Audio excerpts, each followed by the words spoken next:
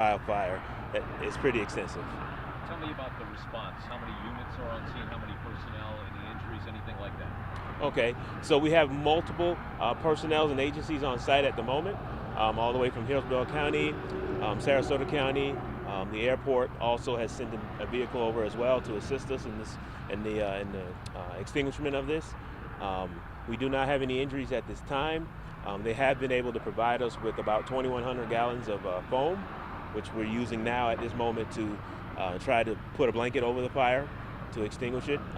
Looks like water may not be enough, so the foam will help us to assist in putting that fire out. Um, Fortunately, the smoke is blowing toward the coastline, so there isn't any present danger as far as any residential. And so at this point, we do have it somewhat contained, and we'll probably be working late into the evening in order to get this fire put out. What are the challenges that you all face in putting out a fire of this nature? And is there any concern about the toxic nature of the smoke that is coming from here? Because we do have a number of residences that are south of this location. Right, right. Anytime you have fire, there's going to be an inherent danger of smoke inhalation or toxic fumes. But fortunately, the wind is blowing away from the residential areas, and this facility is in an industrial complex that is far away from residential areas. So there is no danger or imminent danger to any residential facilities or neighborhoods at this time. And the challenges that you face, what are the challenges you face trying to extinguish this? Well, since it is a scrapyard that has combustible materials and combustible metals and things of that nature, the fire tends to burn a lot. It tends to burn hot. It tends to burn for an extended period of time. That, of course, taxes your resources.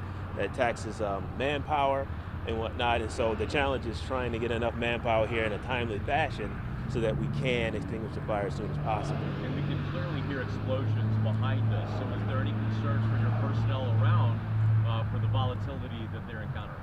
No, not necessarily. The explosions that you hear are more than likely from tires, the tires from vehicles. Our personnel is far back away enough and fighting the fire from a safe distance so that any explosion at that time will not cause any injury to any of the firefighters. But there are dangers, of course, that are attached to fighting fires. That's just an inherent danger. This is how many fires have we had in the exact same place?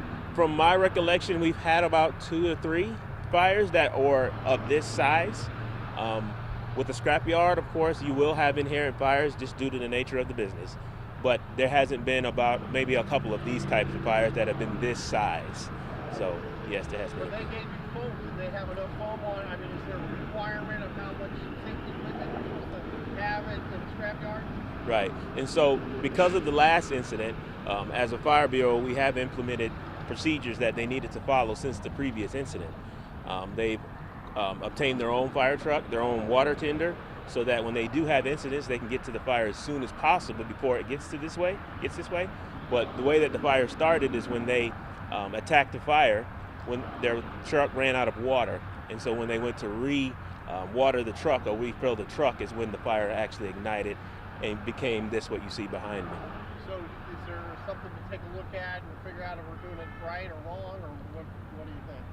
Well, here's the issue, is that they were doing everything that they were supposed to up until the point of accepting a vehicle that had not been drained of its combustible liquids.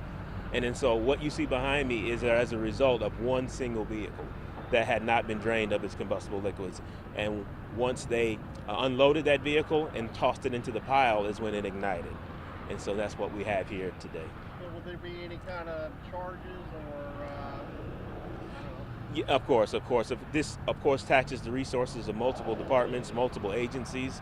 And so with that in place, every agency will be able to submit what they've used, all the resources that they've spent in putting this fire out. And of course, that would go to the business owner, and they will be in charge, they will be responsible for paying those fees that's attached to that.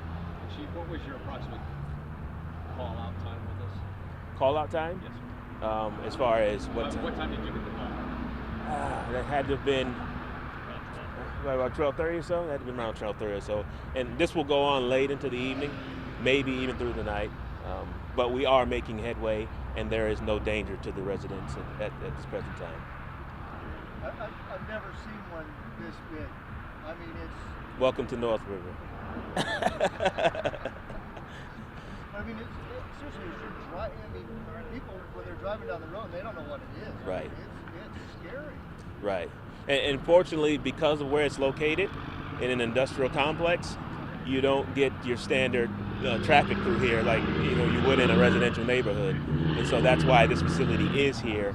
So when you do have incidents such as these, there's a minimal amount of community damage or community And there's no more issues. sulfur krill on the port. No, as far as the port's concerned, there's no more sulfur krills on the port as well. That has been finished. And you didn't close it or anything.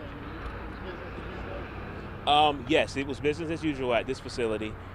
They do have their issues when it comes to things that break, and so when they do that, or when that happens, then they change or adjust their procedures to where they don't intake as much combustible materials, and so that helps.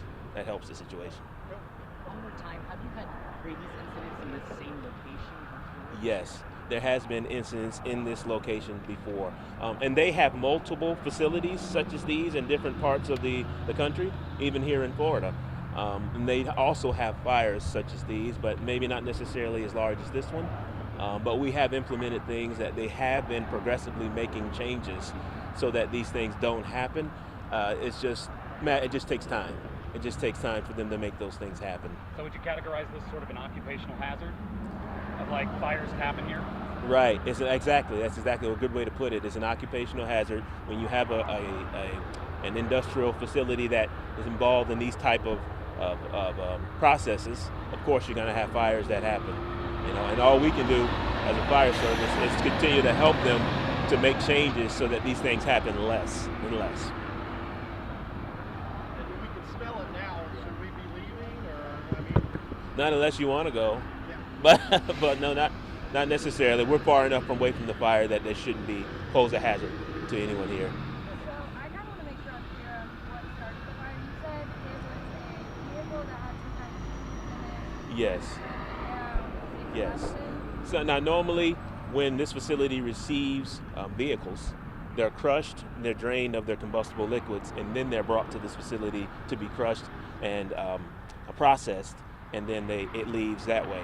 But they took in one vehicle that was not. It was not crushed, it was not drained of its combustible fluids, and they took that vehicle and grabbed it and put it into a pile, and of course when they did that, it ignited and caught the rest of the pile on fire. Randy, do you want to say anything? Please. About just the jail and the sheriff's office, So the Manatee County Jail is approximately 100 yards just right over my left shoulder here to the north, kind of northeast side of the jail. The jail is fine. Our operations are continuing. The smoke, as Chief was explaining, is blowing in kind of a west direction, so that's good. So there's been no impact on jail operations. We've shut down Harley Road, that portion temporarily, which there are very little traffic on that road anyway because it's only the jail and the scrap metal plant.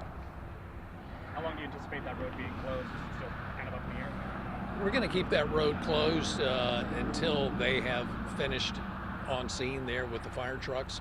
The good thing is there's still access to get into the jail for employees and for our deputies to be able to drop off inmates, because they can come in off of County Line Road, which is right on the Manatee-Hillsborough County line just north of the jail. So there is access off of 41.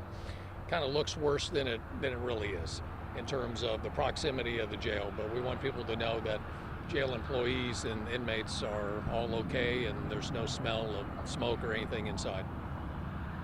What do we know about the toxicity of this? Well, the chief's a good one to comment on that. He was saying obviously anytime there's a big fire, the smoke, there's the potential of smoke inhalation. The good thing is you can see that it's going up and over and out this way, and actually further away from here, as the smoke starts to settle a little bit, you're smelling it more. But we're not anticipating now, or even as this continues, for it to be a problem in terms of the toxicity of the smoke for the neighboring jail or the other businesses that are here in Seaport Manatee. You are criminal justice the punch. He did the press Yep, conference, yep. so the sheriff is Uh-oh. He's the I mean, she's paper, so she doesn't need that. We're done. Okay. We got a live shot to go to. Okay. Good, Thank thanks. you. So you can just talk to her. Oh, But she's okay. eating paper, so you're right Yeah, outside. Thank you. And I'd like I'm to- Tracy McManus with the Tampa Bay Times. Okay. Thank you very much. Yeah, no problem. We just arrived. Forgive us. That's Can fine. you confirm the name of this facility? It is Acros. I know Acros America, I believe. Let me be sure for you. Acros America. And what is it? A junkyard? It's a scrap metal yard. Scrap metal yard. They take in scrap metal from all over the state, Okay. and they also receive it shipped from overseas as well. Okay. And do you know how the fire started? Yes. Typically, they don't take in, vehicles that aren't crushed and drained of their combustible fluids. But this time they took in one particular vehicle Wow. that had not been crushed and drained of its combustible fluids. They grabbed it with the grappler, threw it into the pile, and then ignited. Wow. They grabbed it with the grappler, Yeah, threw it in the pile, Right. and it ignited. Mhm. What time did it start, the fire? I think it was around noon, 12:30ish. Okay.